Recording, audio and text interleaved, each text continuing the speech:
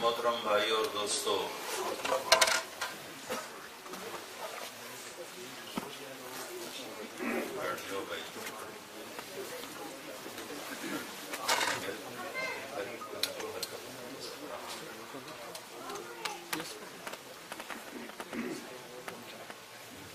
Mathematics کا ایک لا ہے، بڑے سے بڑے عدد کو زیرو سے ضرب دی جائے تو وہ زیرو ہو جاتا ہے۔ وہ 1 انٹو زیرو بھی زیرو ہے اور ٹریلین انٹو زیرو بھی زیرو ہے۔ 1 ضرب 0، 1 خرب ضرب 0، اس کا نتیجہ 0 آتا ہے۔ تو ساری کائنات کا جو کچھ انسان اس کائنات سے بناتا ہے، جوڑتا ہے۔ اب مختلف ملکوں سے بھائی تشریف لائے ہوئے ہیں، مختلف رنگ روپ نظر آ رہے ہیں، اکثر بر صغیر سے ہیں۔ انسان اپنے عقل سے، فہم سے، ذہن سے کچھ بناتا ہے، کچھ جوڑتا ہے، کچھ جمع کرتا ہے۔ کہتے ہیں یہ میرا سرمایہ ہے، بڑے سے بڑا سرمایہ یا بڑے سے بڑا فقر، غریبی، جب موت سے ضرب کھائیں گے تو زیرو ہو جائے گا۔ یہ بتاؤ، وہ 1 سپاہی انٹو زیرو بھی زیرو ہے اور chief of army staff into zero بھی زیرو ہے، اور ایک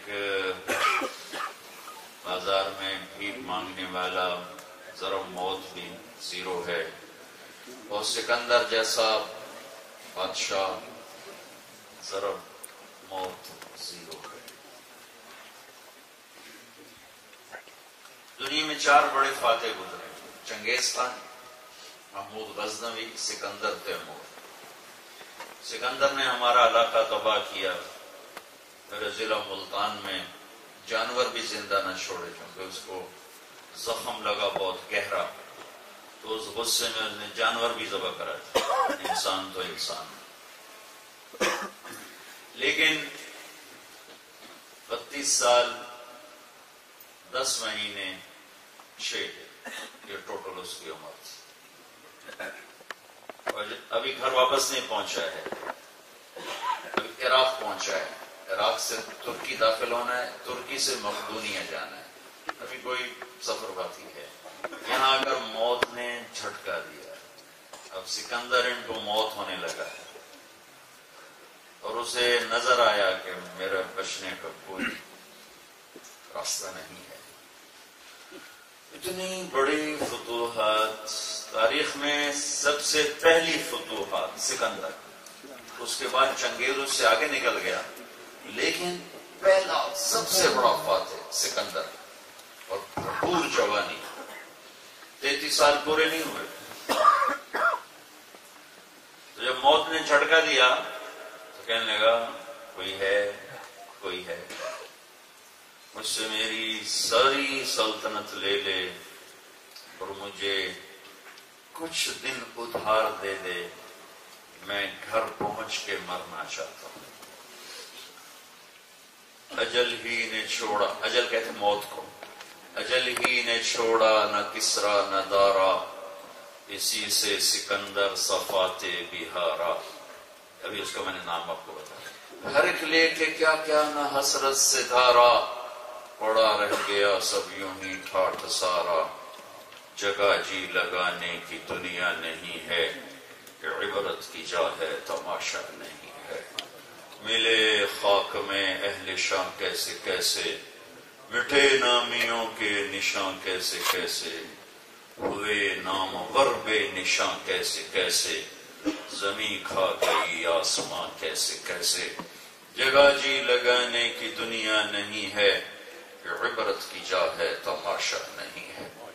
وما الحیات الدنیا الا متاع الغرور، متاع قلیل كسراب بقية يحسبه الظمآن ماء حتى إذا جاءه لم يجده شيئا اعلموا أنما الحياة الدنيا لعب ولهو وزينة وتفاخر بينكم وتكاثر في الأموال والأولاد یہ جس اللہ نے اس کائنات کو بنایا ہے وہ اس کا ایکس رے نکال کے ہمیں دے رہا ہے کہ یہ ہے دھوکہ ہے. ریت، یہاں تو تمہیں ریت نظر نہیں آتی، پاکستان ہو تو بہت نظر آئے گی. تو ریت میں دور سے پانی نظر آتا ہے کہ یہ تمہیں جو دور سے پانی نظر آ رہا ہے یہ وہ ہے. آگے جاؤ گے تو کچھ بھی نہیں ہوگا، کچھ بھی نہیں ہوگا، دھوکہ ہے. عزت نہ نظر آ رہی، دھوکہ ہے. بادشاہ نظر آ رہی، دھوکہ ہے. غربت نظر آ رہی، دھوکہ ہے. جوانی ہے، دھوکہ ہے. بڑھاپا ہے، دھوکہ ہے. خود زندگی بذات خود ایک فریب ہے، یہ دھوکہ ہے. یہ بنانے والا کہہ رہا ہے، میں تو صرف ترجمہ کر کے آپ کو بتا رہا ہوں. کچھ بھی نہیں ہے، جو ہے تیری نظر کا فریب ہے، کھیل کود ہے. موت سے ضرب کھاؤ گے زیرو ہو جاؤ گے. تو تم نے کیا سرمایہ بنایا جو آنکھ بند ہو تو ہی پرایا ہو. ایک خامد نے غصے میں بیوی سے کہا تو باپ کے گھر گئی تمہیں 3 طلاق. اس نے گھر بچانے کے لیے ماں باپ کا گھر چھوڑ دیا. اس کا باپ مر گیا. انہوں نے کہا طلاق ہوتی تو ہو جائے، میں میت پہ تو ضرور پہنچوں. تو چلی گئی باپ کے گھر. عام لوگوں نے کہا طلاق ہو گئی. علماء سے پوچھا گیا، انہوں نے طلاق نہیں ہوئی چونکہ اب وہ باپ کے گھر نہیں گئی، بھائیوں کے گھر گئی، بلکہ اپنے گھر گئی. اس کا بھی گھر میں حصہ ہے کہ ابھی بیڈ روم سے چارپائی اٹھی نہیں اور گھر پرایا ہو گیا،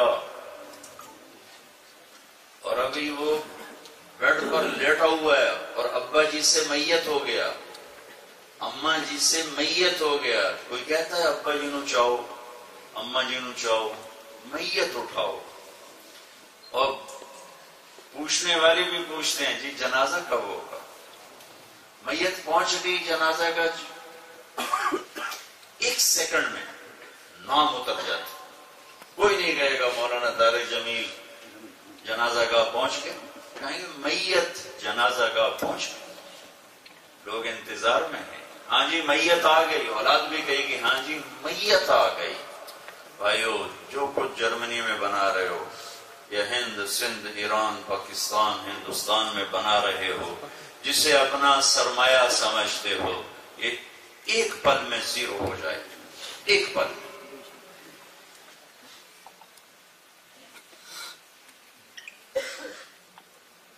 ہماری یہ مجبوری نہیں کہ ہمارے پاس اسباب تھوڑے یا ہمارے پاس چیزیں تھوڑی ہیں. ہماری یہ مجبوری ہے، ہمارے پاس زندگی بڑی تھوڑی. کیا کرے گا چند صبحیں چند شامیں، آگے بیٹھی بھی نہ تھے کہ نکالے بھی گئے. دنیا کے بہت بڑے طبقے کا مسئلہ تو یہ ہے کہ ان کے پاس جینے کے پورے اسباب ہی نہیں. یہ 90% دنیا ایسی ہے. 10% وہ ہیں جن کے پاس جینے کے اسباب ہیں، لیکن ان اسباب سے نفع اٹھانے کا ان کے پاس ٹائم بہت تھوڑا ہے. 40 سال تک تو کچھ بنتے بنتے آدمی بناتا ہے، پیچھے دن کیا رہ گیا. میرا بھائی ہارٹ اسپیشلسٹ ہے، کبھی کبھی بڑے دکھ سے کہا کرتا ہے میری اس دولت کا مجھے کیا فائدہ. میری جوانی تو رل گئی پڑھنے میں، سیکھنے میں. جب پیسہ آنا شروع ہوا تو میں تو ڈھل چکا ہوں. میری دولت میرے کس کا. آگے پتہ نہیں میرے بچوں کا نصیب ہے یا نہیں ہے، تو ہر کوئی ماتھے پہ لکھوا کے آتا ہے. شیر شاہ سوری نے دلی فتح کی تو اس نے ایک جملہ کہا تھا جو آج مجھ پر، آپ پر، سب پر فٹ آتا ہے کہ ہائے افسوس، مجھ پر حکومت کا سورج اس وقت چمکا ہے جب میری اپنی زندگی کا سورج ڈوبنے والا ہے. 60 سال کی عمر میں دلی کو فتح کیا اور 66 سال کی عمر میں موت آ گئی. تو ہمارا یہ بہت بڑا مسئلہ ہے کہ ہمیں اپنی دنیا سے نفع اٹھانے کے لیے ٹائم بہت تھوڑا ہے. اور جن کے پاس بہت زیادہ دولت ہے ان کا بھی سنو. پاکستان کے اوپر کے 10-20 آدمیوں میں سے ایک تاجر مجھ سے ایک دن کہنے لگا مولانا مجھے یہ حسرت ہی رہ جاتی ہے کہ میں اپنے پیسے کو خود کب خرچ کروں گا.